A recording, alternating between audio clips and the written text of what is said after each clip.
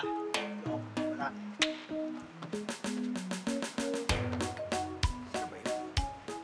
O, ayusin nyo dyan, ha? Mamaya, basta, paglabas ko, sasabayan nyo ako, ha? Ano yun? Roll it back. Roll it back, no?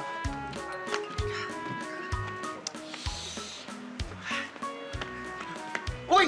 Anak, pambihira kang nangyari. Ba't ngayon ka lang? Papa, Oh! sana magagalit, ha? Oh, bakit? Pero ayoko na kumandidato.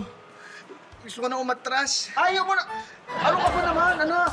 Last minute, aatras ka. Nagkasundo na tayo dito. Napag-usapan na natin to, di ba? Ikaw ang papalit sa mama mo na maging konsehal. Kasi magme-mayor siya, kapalit ko. Tapos ako naman, ako ang tatakbong congressman. Ano ka ba? Linaw-linaw ng plano.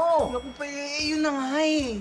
Binabas na tayo ng mga tao dahil nagpapalit-palit lang tayo ng pwesto. Political dynasty na tayo, nakakahiya. Wag kang mahihiya. Maraming gumagawa niyan. May iba nga, halos buong angkan, nakaupo na sa kongreso. Kaya pagka nagkakaroon ng session, nagiging family reunion. Kaya huwag kang mahiya. Okay lang yun, marami tayong ganyan. Pero di ba sabi sa 1987 Constitution, Article 2, Section 26, Oh. na dapat ang lahat ng tao merong equal access sa public service. Oh. Eh, bawal yung mga political dynasty na yan. At saka, ika nga nila, give chance to others. Give chance to others?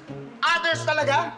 Nasa posisyon na tayo, papamigay pa natin sa iba, hindi pwede yan. Marami nga dyan, ilang dekada na nasa pwesto, ayaw bumitaw. Kung kumapit parang tuko. Kaya pag tumatagal, yung tuko, nagiging buhaya.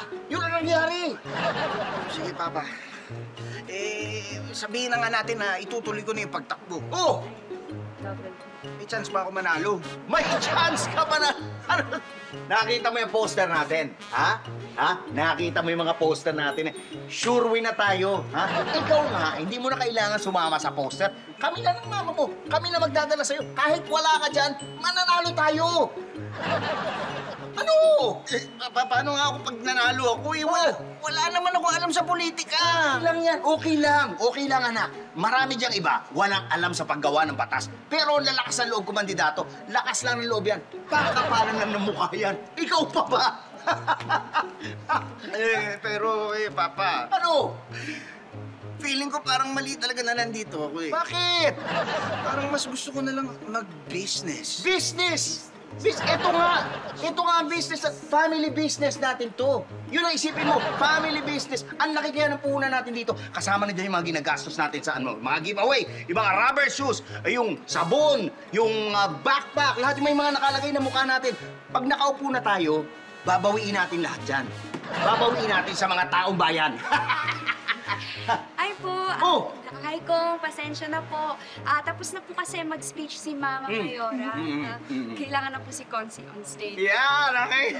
Ikaw na pala, galingan mo, kayang-kaya mo yan. Papa, di ko alam kung ano sasabihin ko doon. Okay lang. Wala kang kailangan sabihin. Ang gawin mo lang, magpa-cute ka lang sa tao. Ako nga, magto-throw it back mamaya. Ha? Magpa-cute ka lang. Hindi nakakahiya to. Uy! Mga kababol, andyan pala kayo. Uy, ano lang to ha, katang isip lang to ha. Hindi kagaya ng politika, hindi kami naghahalo ng comedy doon. Dito, puro comedy lang, walang halong politika. Kaya kung may kakilala kayo mga ganito, ha, itag nyo lang kami sa comment section at huwag nyo lang iboto!